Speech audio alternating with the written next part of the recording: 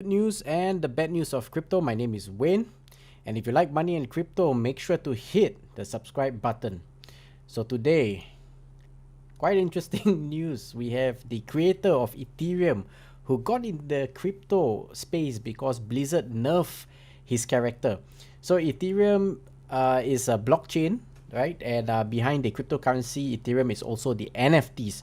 Now it was created by a programmer named Vitalik Buterin, who was inspired by realizing what horrors centralized services can bring, and what set off that moment of insights was the World of Warcraft 2010 Warlock that was nerfed.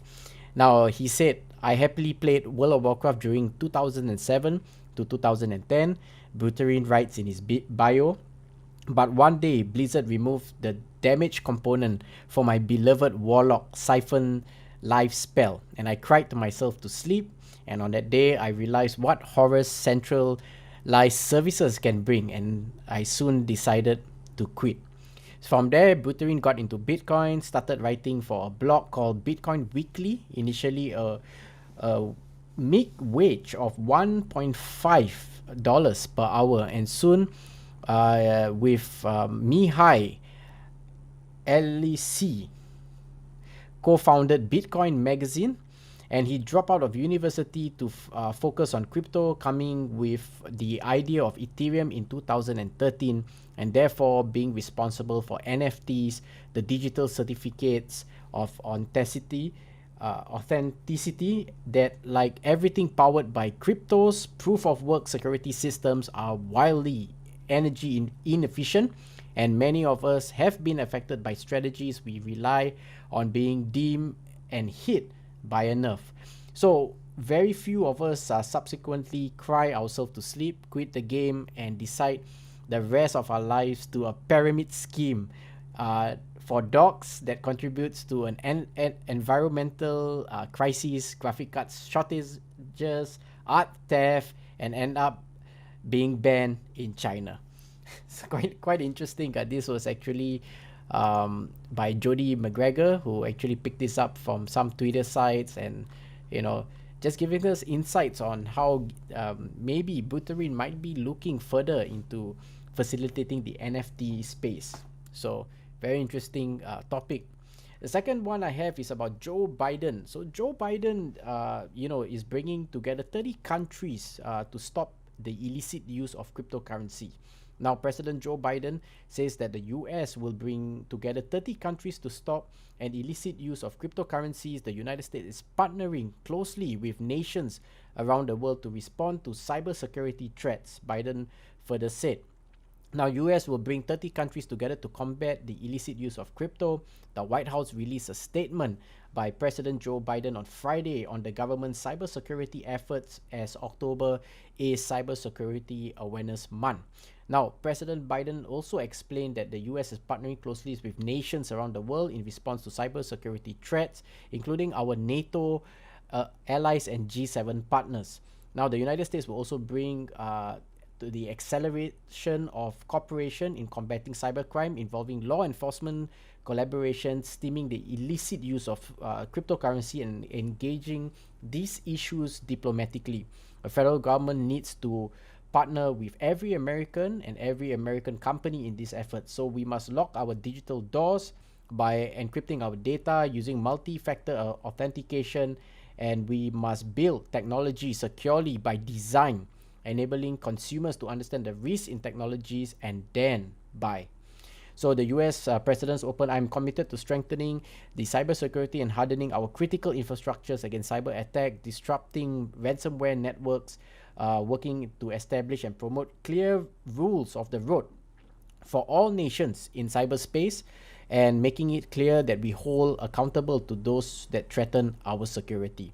Now, Biden administration has also increased the efforts to fight ransomware. In September last year, the US Department of Treasury announced a set of action focused on disrupting criminal networks and virtual currency exchanges responsible for laundering ransoms, as part of the whole of government effort to counter ransomware. Now, the Bank of International Settlement, the BIS, said in June that many cases, cryptocurrencies are used to facilitate money laundering, ransomware attacks, and other financial crimes. So some things around cybersecurity, especially we have covered quite in details on things that we have learned over the last few years, both in terms of two kinds of risks in the crypto space. One is the government policies that are actually there's this struggle between decentralized and centralized, and so policies are influencing exchanges to actually kind of ban certain countries. Like I believe KuCoin today said that they have banned all the China nationals from their exchange, in response to the China ban. Here in Binance, many countries are also, facilitating certain policies on Binance, and Binance is currently taking a hit, especially here in Singapore. So people will try to find ways to actually use other exchanges, and it's just a matter of time before government intervenes and policies are there. There's good and pros and cons, not saying that this is right or wrong. However, with regulations, I think that's where it protects us as retailers, but also I hope it doesn't undermine the very existence of passive income as well as earning potential that you can actually gain right now in the crypto space compared to any traditional markets we have seen in the last 100 years since the opening of the stock market. So that having said this, Kiyosaki, also the biggest crash in world history, hits in October, and 3 ways he has given to protect yourself. One was basically about the default of Evergrande, the second largest property developer of China. So this is something that he's anticipating. Of course, Kiyosaki has been maybe right on certain aspects over time and in terms of his prediction, but no one has the crystal ball. However, looking at certain things like the federal government, the interest rates, right, the low interest rates, the printing of money, the excess of debts right now, trillions over debts in the United States, all of this was just pointing to one thing, is the house of cards coming down. And with the real estate crashing the stock market, Kiyosaki tweeted last week that the valuation of properties that is fake. Will real estate crash spread to the US? The answer is yes, because we are all connected some way or another in this global economy. So the good news is, of course, he's still proposing 3 assets, mostly for many years he's been preaching this. One is gold, definitely, because for century gold has been a go-to safe haven asset, and it can be printed out. It can't be printed out of thin air like fiat money, right? And its value is largely unaffected by economic events around the world. So case in point, in the first 6 months of 2020, the stock market went on a roller coaster ride due to the C19. Increased yellow metals drove the price from 1,005 per ounce to 1,007. Silver also is another, so both of them work. There's some correlation between both metals. Of course, it's slightly cheaper, but over time, silver is actually being used for things like creation of mirrors, all your electronics and all that. So it's just a matter of time before there'll be a surge in prices also for silver. But it's a long road, going for metals in the traditional space, and it's not something that will change your wealth overnight, right? So Bitcoin is one aspect, but of course, once considered as a niche asset, Bitcoin now has entered mainstream, partly due to the ease of adoption in terms of getting yourself started without either with KYC, means knowing your customer, or without. And for example, Tesla owns about 42,000 Bitcoins according to CEO Elon Musk. PayPal also is another crypto play.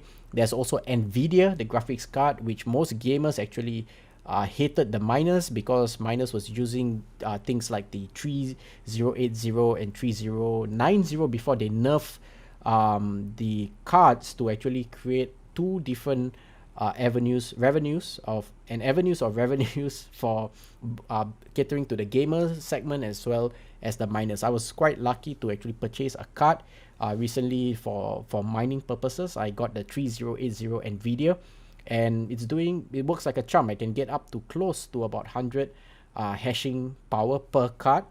So that is equivalent to potentially maybe about $10 a day, regardless of which coin you mine.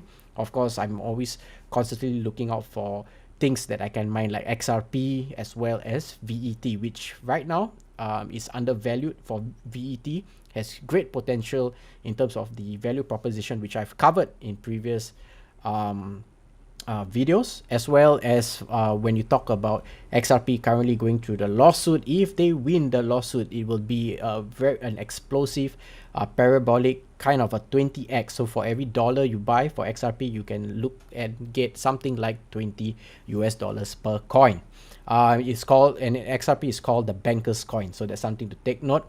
Of course, there's a few things like Bitcoin is seen as the new gold, Ethereum is the bonds, and of course Dogecoin wants to be the currency of the world, so something to take note. So best protection, of course, gold, silver, and Bitcoin can still tumble.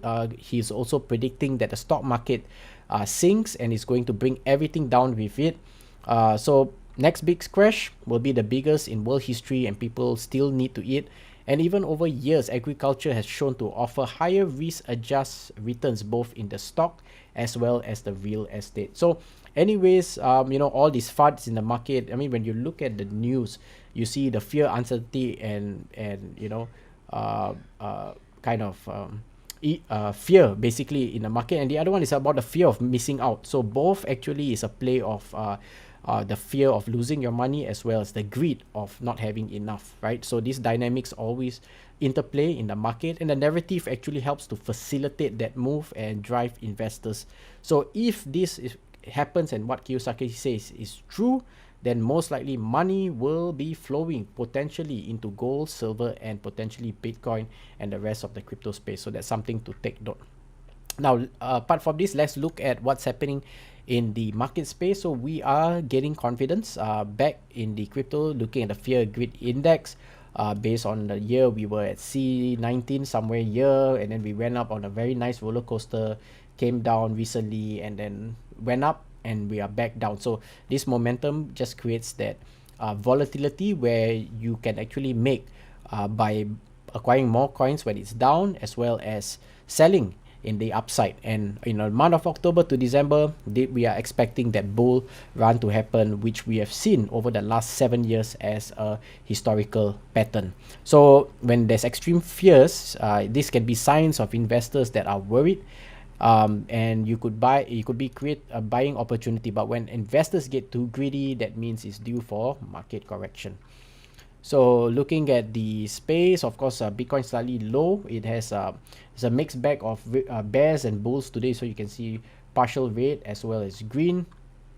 We have 12,000 over cryptocurrencies, 400 over exchange, but market cap is also going up at 2.1 trillion today. Top 3 trending coins is Light, Ronin Games, and Baby Space Floki. So in the last 24 hours, Bitcoin is down by 0.49, Ethereum is down by 2.02, BNB is down by 1.85, Cardano is down by 4.08, USDT is up by 0.03, Solana is down by 2.10, XRP is down by 3.47, USD is slightly up by 0.05, Polkadot is up down by 3.59, and Doge, still in the 10th place, is up by 4.15. So if you look at the last 7 days, we are looking very bullish. So 7 days still bullish. You can make about 10 to 20%, and that's something mostly in the traditional market you can get within a year, right? So that is why crypto is one of the fastest way. Of course, you have two risks, which I always say. You have the hacking, cyber threats, as well as government changes, policies that affect the crypto exchanges. Looking at the trends, we can see a very nice support at the 47,000. We have also surpassed both the moving averages of 250 low volume today. So it's still channelizing over the next few days before hopefully we won't be rejected at the 48,000 mark before we aim for the 53, if I'm not mistaken, 53,000, and we will break the height that we were in, and we'll go for the new all-time high, which was long time back, sometime in June, which was 64,000. So that's what Bitcoin is aiming. Of course, the target price for Bitcoin is between 100 to 140,000. So Bitcoin, of course, is still in the middle. HODL is the name of the game. Wallets are also increasing, as you can see. So new people are coming into that space. 80% basically is held by retailers, 10% is by institutions, and of course the other 10s are the rich boys, right? The whales.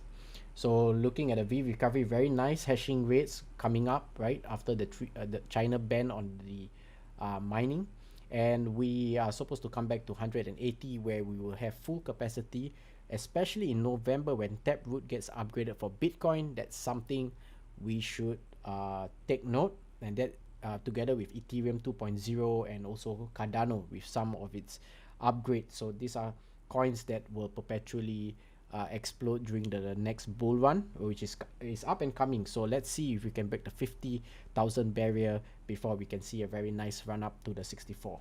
So that's all I have, guys. Keep the question coming. Thank you for all the comments and feedbacks, and do join us in our Telegram group. And Manish, maybe tomorrow we'll see Manish. He is actually taking a 4-day trip. He'll be on the Caribbean cruise, sailing to nowhere and just having a great time. So with that, smash the like button, follow us, and get notified on the latest things that are trending. And that's all I have today. See you tomorrow, same time, same channel. Take care, guys.